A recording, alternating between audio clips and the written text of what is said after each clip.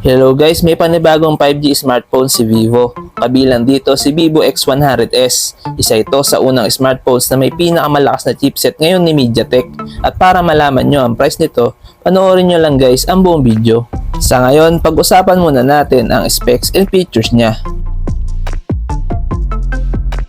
Meron nga pala siyang 6.78-inch LTPO AMOLED display with 1260 by 2800 pixel resolution. May 120Hz refresh rate at meron siyang 3000 nits peak brightness. Ang Vivo X100s ay may operating system na Origin OS 4 based on Android 14 with MediaTek Dimensity 9300 plus 4nm chipset at ito ay may Immortalis G720 MC12 na GPU. Ang smartphone na to ay may 12 or 16GB of RAM with 256, 512GB or 1TB UFS 4.0 internal storage at ito ay non-expandable. Pagdating naman sa camera, guys, ang Vivo X100s ay may triple rear camera setup at meron siyang Zeiss Optics with 50MP main camera with OIS plus 64MP periscope telephoto camera with OIS plus 50MP ultra-wide camera with LED flash at kaya nito mag-record ng video up to 4K at 60fps. Meron nga pala siyang cinematic mode. Meron siyang 32MP selfie camera with 1080p at 60fps video recording.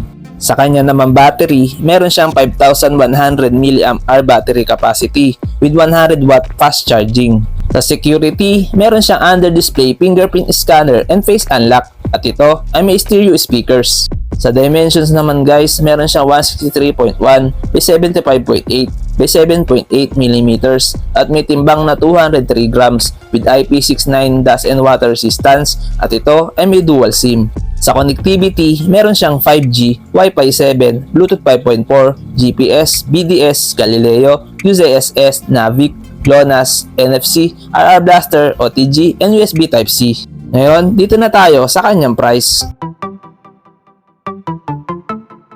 Ang estimated price ng Vivo X100s ay around 31,900 pesos. Ito ay price conversion lamang at pwede pa ito magbago kung sakali magiging available ito sa Philippines. Ano sa tingin nyo guys? Sulit ba ang Vivo X100s? Please comment down below.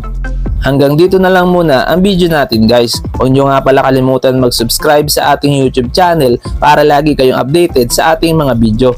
Maraming salamat!